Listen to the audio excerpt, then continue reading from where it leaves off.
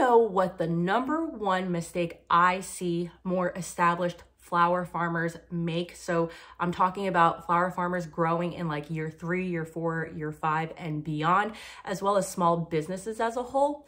It is the fact that they spend a lot of their marketing time focused on chasing after new customers versus some focused time on retaining their current customers and maximizing the amount of revenue that those current customers can spend within their business. So that is the topic of our conversation today. And this is the third part or finale of a 3-part marketing series that we've had this winter season. So I definitely encourage you to watch those 2 other videos if you haven't yet, because I do reference some elements from those videos in this one. And one of those things that I'm going to talk about is the marketing funnel, which I explain in detail in video 1.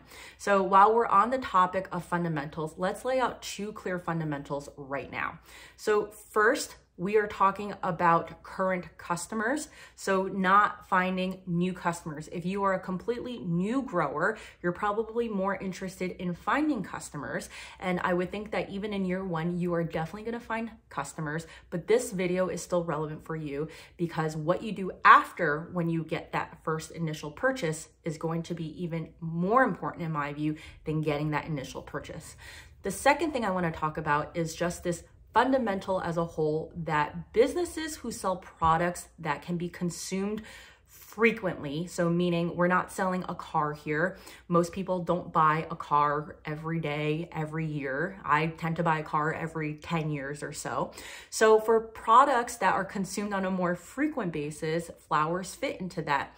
We build our businesses based off of customers who come back and not necessarily always finding new customers. Now, if a business needs to grow, of course, they're gonna have to look and find new customers, but they are really going to miss out on a huge opportunity if that's all they focus on.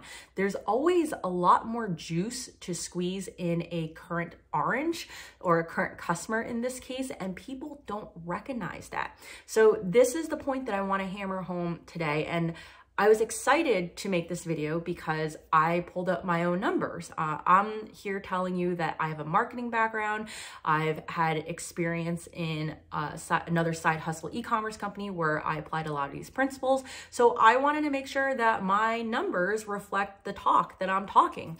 And we're gonna be able to go through those numbers to show you what a significant impact my focus on retaining and maximizing the value out of these customers made on my 2023 numbers.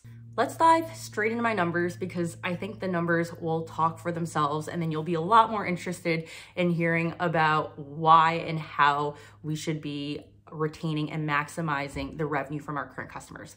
So in 2023, I sold flowers both through the wholesale route to florists as well as retail. Now, if you want details on those numbers, I did a separate video published a few weeks ago, and I go into detail in terms of all of the revenue that the various parts of b.a.r.e Flower Farm brought in 2023. So when we just isolate flower sales, I brought in about $10,500 through those 2 channels. What that number does not include, however, is the winter tulip CSA shares that I sold in fall of 2023, but were not to be recognized until 2024, right? Since most of my tulips are not coming in till January through March. For the purposes of this video, I've added those numbers back in. And what that means is that that $10,500 number goes up to $13,400. So $13,400 is this denominator here that we're talking about for all you math and data nerds out there.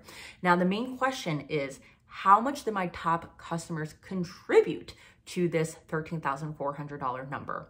My top 7 customers spent $2,400 with me in 2023. If we break that down from a percentage perspective, that is basically 22% of all of my flower sales. So that's 22% out of that $13,400 number. If we isolate the amount that I sold to florists, that number now jumps to 34%. So effectively 7 customers making up for about 1/3 of my total sales. That is awesome, because what that means is that I am able to focus on a small group of people in order to get a high revenue amount out of them.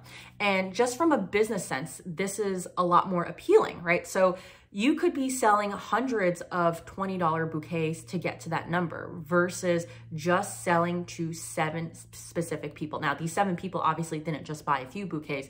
They've bought bouquets throughout the season. They've bought multiple CSA shares. So a couple of things to hone in about this group. One is that this group is what I would call either a loyalist or an advocate. So going back to our marketing funnel, these are the type of customers that you absolutely love, because it is better to have 10 customers who are advocates and loyalists than to have 100 customers who are really just like one-time purchasers and will never come again. Because those 10 people who really love your product are not only going to purchase from you again and again, but they're going to be a walking billboard for you. So although these customers bought multiple CSA shares from me, it was not uncommon for them to buy an extra bouquet when they picked up or when I delivered to give to a friend who was sick, to give to a hostess who they were going to a dinner for, right? So they're always finding excuses to gift my flowers, which they really love. They find reasonably priced, and in effect, they've become a walking billboard for me. And not only do I not have to pay them for it, they're paying me for it, right? So again, this concept of having 10 really loyal advocate-like customers is better than having 100 new customers who really don't have a lot of loyalty with you, because those 10 people can give 10 bouquets out or buy an additional 10 bouquets from you throughout their lifespan, and they are doing advertising for you. So I think the second thing worth mentioning is just this business concept of the Pareto Principle, which many of you may have heard of. And it's really just 20% of our total efforts that we make towards whatever it is going to ultimately generate about 80% of the intended outcome that we want. Meaning that if you spent 100 minutes doing something, really 20 minutes of that 100 minutes is going to generate 80% of what you're looking for. So the other 80 minutes that you're spending are only going to generate that 20%. So what I want to ask you to think about with your current business is, first of all, how many customers do you have? Do you even keep track of that? The only reason why I can give you these numbers is because I started shifting a lot of my purchases to my website this year. You cannot purchase a CSA share from me without going through my website. Not only does it just help me collect the data, it also gives me your email address, which then I can use for further marketing. But then in all honesty, it also makes it a lot easier for me to collect sales tax, because I'm not going to collect like $7.09 from someone, right? Like, it's a lot easier for someone to pay on credit card online. So the first question is, how many customers do you have? Do you track how many of your customers come back to you? Do you track as a whole how many repeat customers you have? These are all really, really important metrics for you to at least be aware of. I'm not saying that you need to know what your repeat rate is or what your customer lifetime value is. Customer lifetime value is really just a fancy word for saying, what is the reasonable expected amount that you can expect your customers to spend with you on average throughout your business relationship with them, right? So if you're open for 10 years and you're selling flowers throughout those 10 years, what is the average amount you would expect a customer to spend within that lifetime? Obviously, the higher the number, the better. There is no current benchmark in the flower farming world that I can find in terms of what that looks like. And it's going to look very different for businesses all across, right? Because depending on the price of your product, it's going to skew the number depending on how often people can buy that product, right? So again, going back to that car example, if I only buy a car once every 10 years, my customer lifetime value is going to look a lot different than a product that I can buy every other week. Again, a car is priced very high, so that's also going to skew that number, but you get my point over here, right? So these are questions that you should be asking yourself, especially if you're going beyond year 2, because we have very limited time, especially during the growing season when it comes to marketing. And most people are really focused on posting pictures on social media. They're focused on just constantly selling. But are you thinking about, hey, like when I post this social media post, photo, am I thinking about getting people who have already bought from me before, or am I kind of just broadcasting it out to anyone? And if it's the latter, you might actually want to think about being a little bit more focused and tailoring your content to people who have already bought from you before. So the next part, we're gonna start talking about how we do this. And I'm gonna start off by talking about how I've done this, but then I'm going to go a little bit more broader and talk about a really great book that people should read if they're interested in just learning more about marketing as a whole. So what did I do to retain and just really get my customers to come back in? Well, first, the easiest thing to do is I always offer a discount to my current CSA members to purchase the next CSA share.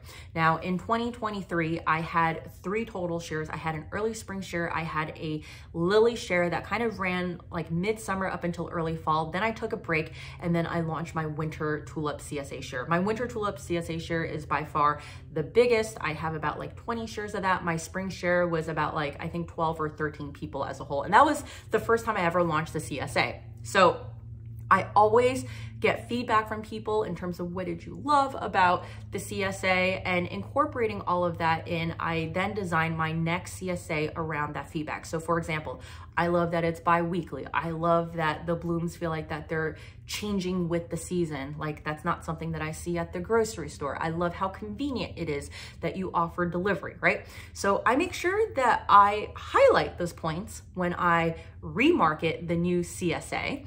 And then I dangle a bit of a discount. So for me, I dangle a 10% discount. You can experiment with like a 5% discount. Some people don't dangle a discount at all, right? They have very passionate members and very loyal members that they don't need to do that. But because I was still in my beginning stages, I wanted to have that carrot. And I do feel like that many of my members still would have signed on even if I didn't give that carrot.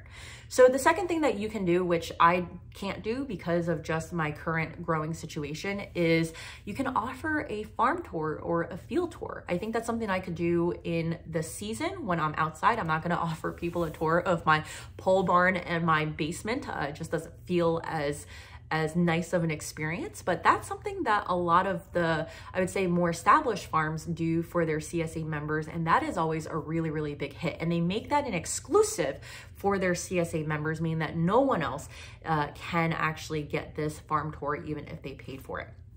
The third thing that I do is I obviously try to provide exceptional service. So when someone complains or someone has a question about, hey, my tulips look like they're all drooping, they're wilted and stuff, right? A lot of times this is not my fault. And as best as I do to try to educate my customers, sometimes it takes a while for things to sink in. So I think one of the biggest mistakes that people make is they put tulips in too short of a vessel. And so tulips grow over time. And then the tulip stems literally are like 3 times the height of the vessel. And ultimately they start drooping. And then people think that that is a flower issue versus an issue on them. Even though the customer might be wrong in that situation, I always try my best to make them feel like that they feel compensated. So depending on the situation, I might just compensate them with another bouquet. And obviously that is lost revenue, but I also think that for my top customers, it is really worth retaining them because they've already showed me that the value that they can bring to me. So I'm a lot more likely to want to invest in them, even if it means giving up something. Now, the other thing that I think is just table stakes that everyone needs to do is, as I mentioned before, exceptional customer service. You need to be responsive. You need to you need to make sure they feel like that when they're messaging you, that you are getting back to them within an appropriate amount of time, right? So within like 24 to 48 business hours, that kind of stuff, right? So you can't just sell a CSA share and have a commitment upfront that someone makes and not respond to them for days or weeks after, unless there's like some sort of emergency. So those are just some things to keep in mind. The other thing that I've done is I've mentioned to CSA folks upon pickup or during delivery, if you want to buy an extra bouquet, we still have some available for sale. I actually have not discounted those bouquets, but again, you can also discount those bouquets in case if someone wants an extra one for themselves or for someone else. I find that people are more than willing to pay the same price. And I always say that my CSA shares have a couple of extra stems. You get the best in and like the freshest blooms, right? So there's also a selling point there. And the same is for the bouquets that they would buy in addition to their CSA share. So I spent a lot of time talking about my CSA share, my CSA members, because you can probably ascertain that my top 7 customers are all CSA members. It's worth noting that they were not always CSA members. Some of them came from the farmers market that I did in 2022. Some of them came from a local article that a journalist did and they just discovered me. And some of them started off just buying a la carte bouquets and eventually graduated to a CSA. But whatever it is this recognition that, hey, someone has bought a bouquet from me and they're coming back again and they're buying a second one. Okay, this is a customer that I really need to pay attention to and spend more time either engaging or nurturing them to buy another product from me in the future.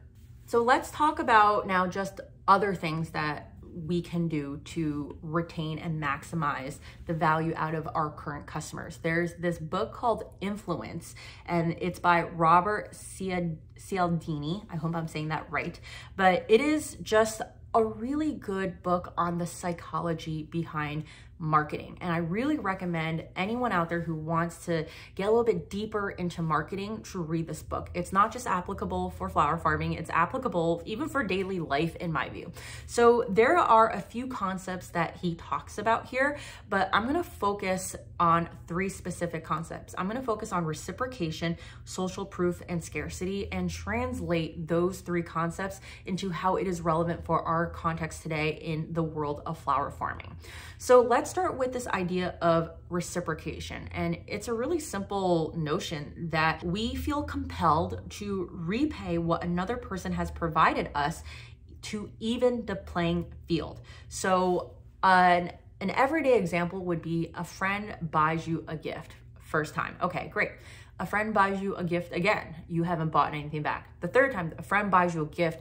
Now you might actually feel compelled to buy them a gift. So the way that this can translate to in the flower world is last year in April, I went through what I deemed as tulip hell, where we had this crazy heat wave and basically all of my field grown tulips blew open that week.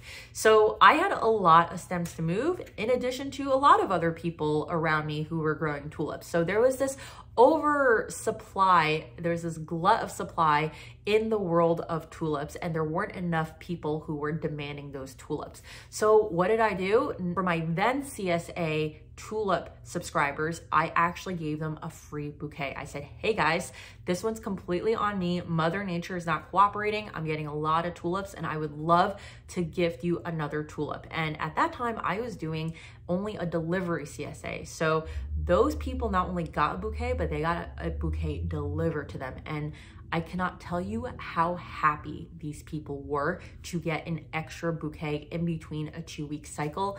And I really felt like that built a lot of goodwill for myself going forward. And goodwill is basically this imaginary, what do you even call it? Like in accounting, there's actually a line item on a balance sheet called goodwill, but it's this intangible feeling that you get that is goodness for something. So for example, like if my next bouquet were to not have done as well in terms of vase life, the customer would be a lot more forgiving in that instance because I already have the goodwill built up with them through that last bouquet where they might give me a pass or they might still complain, right? But what I'm just trying to say is that building goodwill within a customer is always something that we should be striving to do, and using the law of reciprocation is one way of going about that. The next concept is social proof, and it is something that I've talked about before, but for those of you who are new to this concept, it's really just that there is legitimacy bestowed upon a small business or a flower farm when there's proof that others have bought from them. And this can come in the form of like a 5-star review, but it can also come in the form of the number of followers that people have on their Facebook or on their Instagram pages, or it could come in the form of photos that you have, right? So social proof can come in a lot of different ways, but now let's translate this to what this means in the flower farming world. So let's go back to this concept of CSA bouquets. It's very common for flower farmers to have a CSA and a designated pickup location at another small business. So let's just say you partner with a local cafe and you've got 10 people who are going to pick up shares every other week. You bring 2 buckets of blooms. Each bucket has 5 bouquets, and they are absolutely gorgeous. You get people who ultimately come to the cafe who have never heard about you, who have no intention of buying flowers because they're going to the cafe for a cup of coffee, and they see your blooms. And not only do they see your blooms, they start seeing your customers, your CSA customers come in and picking up those blooms. And they're like, oh, what is going on? Who is buying those flowers?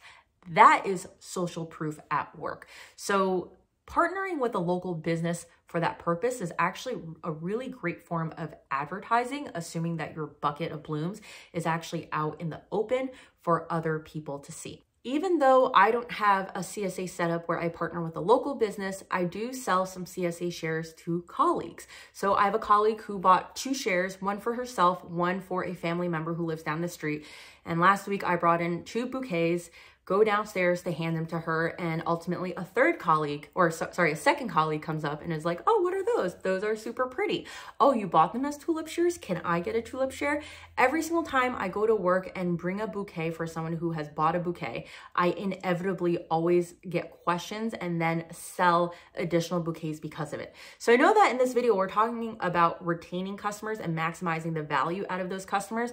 Although in this instance for social proof, you're not getting more out of that current customer, you're really using that current customer as that word of mouth and social proof to get you an extra sale. So I think that it is still worth mentioning here, because without that current customer giving you the legitimacy of that purchase, you would not, or you would be less likely to make that additional sale to someone else. The last concept that I want to talk about is scarcity, which is also one of those tactics that I feel is typically used with attracting new customers, but can also be effectively used for our current customers. So scarcity is just this concept that opportunities seem more valuable to us when their availability is limited. This is typically tied with behavioral psychology in the form of something called loss aversion, which is just simply the fact that humans are more afraid of losing something than gaining something. So again, something for you to Google and look into if you want to learn